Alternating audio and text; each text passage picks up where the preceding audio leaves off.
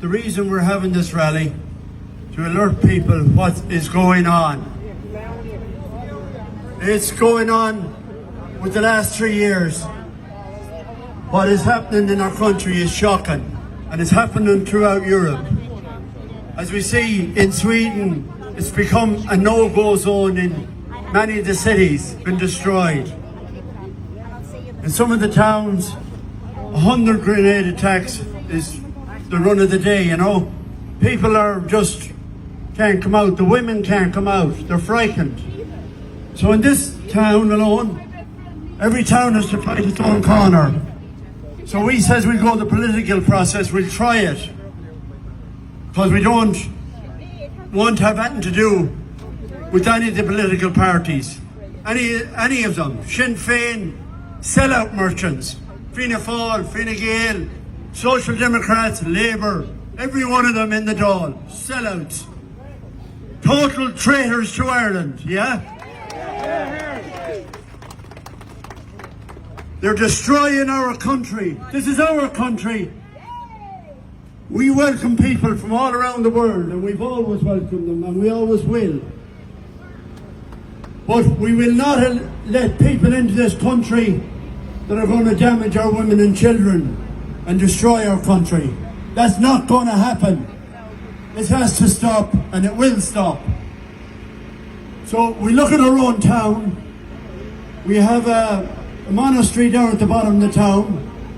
We had a couple of Fianna Fáil councillors went around the patrician brothers and they got them to sell it to the council, on the understanding it was for the youth of the town. So little did we know, after the job was done, the sale went through, they put in bypass, whatever down there, they put in about 180 of them in there, yeah?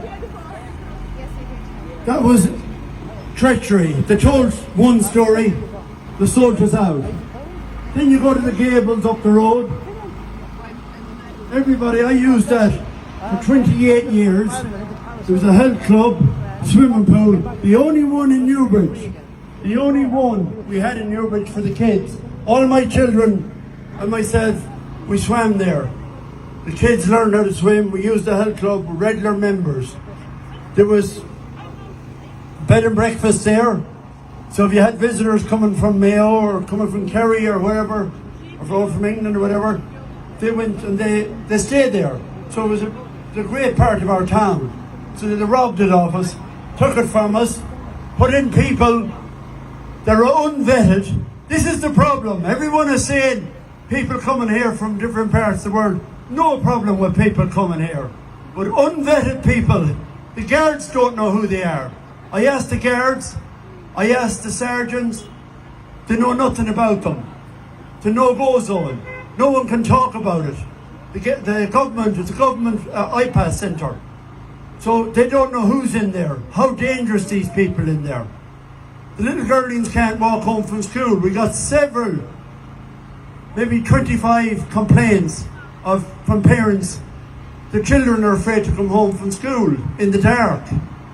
They went there, they used to use this shortcut to the park. They can't use it anymore. They're afraid. The little girls are afraid. Young lads are afraid.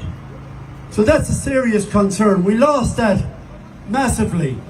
And Martin Hayden is a TD in the town. I never heard him saying one thing about it. Not one thing coming out about it. Nothing. So anything that comes up in the town, these are taking them, yeah? But they're taking them for massive profit. That man that has that, he's going to make about 4 million a year. Paid about 3.5 or 3 for or whatever. He's going to make about 4 million a year. It's racketeering at our expense. Who pays for it? We do. Yeah? So, you go on, we've taken 1.3 million into Ireland since 2010. Okay? That's fair for any country, tiny little country like Ireland, with a 4.5 million population, taking over a quarter. That's more than our quota. But what has happened is the biggest disaster of all time. The vulture funds have pushed up, pay no tax on any of the rentals. And they push up the rents, everywhere in Dublin, and all our young youth and great nurses, doctors, our teachers, all our professionals are leaving the country. Since 2010, we've lost 1 million of our own people, our own, and they're replaced with people. There's some great people coming in, but we don't have a problem. The big problem is the illegals coming in here, and we have to stop this. Totally stop it. Yeah? So, what we've decided to do, myself and Christopher McCormick, Dennis there, Donica, decided to go in and run in the county council elections. So we're saying to everyone in the county, Selbridge, Naas, Newbridge, we're standing, Clane, all these towns, Kilcock, we need at least 2 candidates, at least 2 to stand. So then when we go to the county council, we can make decisions. There's a massive crisis. We had 25 families up in the Gables, homeless. They were homeless Irish people, yeah? And the government come in, the new owner come in and out. There was one family that 4 children. Niall, are you here? Do you want to speak? No, Niall is there, yeah. Niall was staying in it. His wife, Niall works as a block layer. His wife works as a carer. She does 50 hours, 40 hours. They worked their sods off. They were turfed out of it. 4 children. Yeah, that's Irish people. Irish people turfed on to the road by these iPath people that no one knows anything about them. There was other families in similar situations. Another couple where they had to sleep in a car in the Curragh while his wife worked 50 hours a week doing caring and all. Yeah? So then we go over from Newbridge, go to the media, go on what happened last week or whatever. Everything is fed to you is a lie. Everything. The only thing I watch on RTE is maybe a bit of GEA, yeah? And I might watch the weather, but I nearly question it. Because there's a good chance it's a lie. The Irish Times did a crime correspondent. He got a special award from the Law Society. How he covered the Ashleen Murphy case down in Tullamore. Yeah, they covered it all up. The girl was nearly, her neck was severed. The 2 lads in Sligo. Well, what happened to Ashleen Murphy? 11 stab wounds. Her voice box her carotid artery was severed. He says, the same Connor, I don't know what his name was, he says that she was strangled. To keep it quiet, push it down, don't tell the truth, don't release the truth.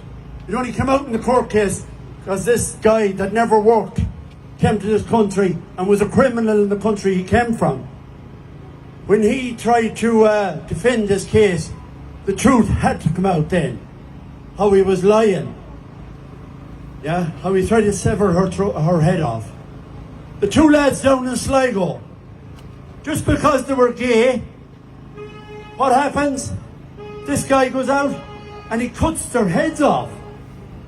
Like, this country should be coming to a standstill. A standstill. What happened in Dublin last week was unbelievable. Now, to try to throw everything you hear on the news is the rioters, the far right. Right. Of course there was things that happened up there no one to be proud of. And one thing we should do, and we'll always do, respect the Garda. Yeah?